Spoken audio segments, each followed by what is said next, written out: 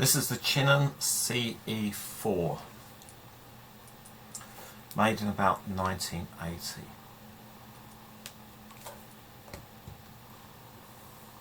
The Chinon CE-4 is a manual focus automatic exposure 35mm camera, and it was made by Chinon in the early part of the 1980s.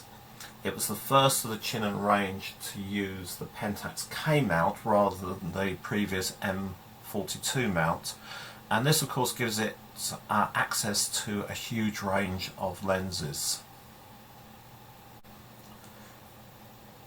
In terms of its specifications, it's quite well appointed. It's got a shutter speed range of 4 seconds to 1/1000th and is aperture priority. In other words, you set the aperture and the camera will work out the shutter speed for you.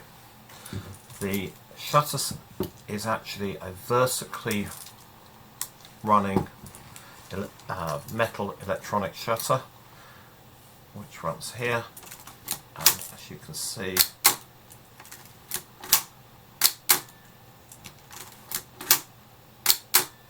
it's quite nice.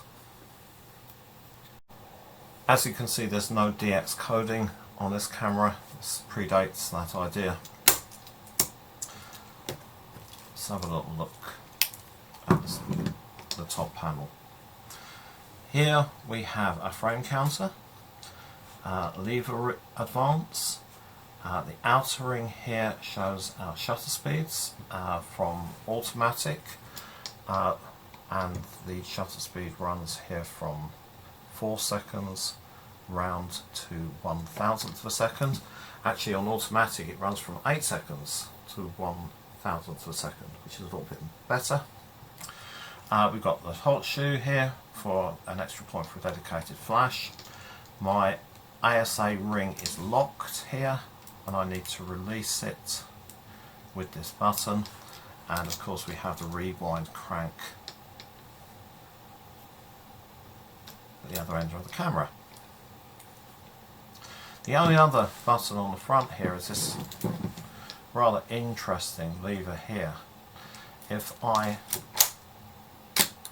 take a picture, then I move that lever across, then wind on. I'm actually not winding the film on, I'm simply recocking the shutter. So my next shot will be on the same frame, so I can do multiple exposures. That's quite neat. At the front of the camera I have a self timer which runs from 10 or 15 seconds. Sorry, 10 or 5 seconds.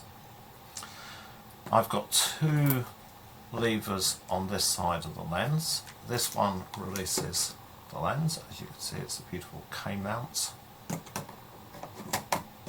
Line up the red dots, and the bigger lever is a depth of field preview. So I check my shutter on aperture. I'm on about f8. So when I press this, you can see that the aperture closes down. It always meters at full aperture, but this will allow me to get an indication of how much it's going to be in focus. On the other side of the mount I have the cable for my flash gun, and this useful button here is a memory lock. So if I've got lots of sky in the picture, I might take my exposure reading from the ground, press the button in, recompose, take the picture.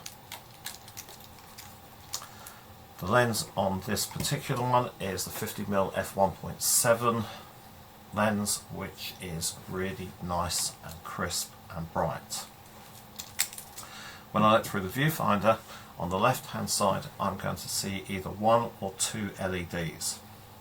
If I just have one LED showing, that is because I have the camera on automatic, and that will show me the shutter speed which matches the aperture that I've already selected. If I have 2 LEDs showing, The one which blinks is the one which is the shutter speed.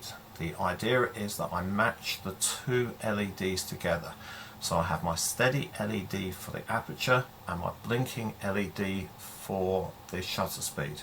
Then I can move either the aperture or the shutter speed control to actually match the two together, and then I will have perfect exposure.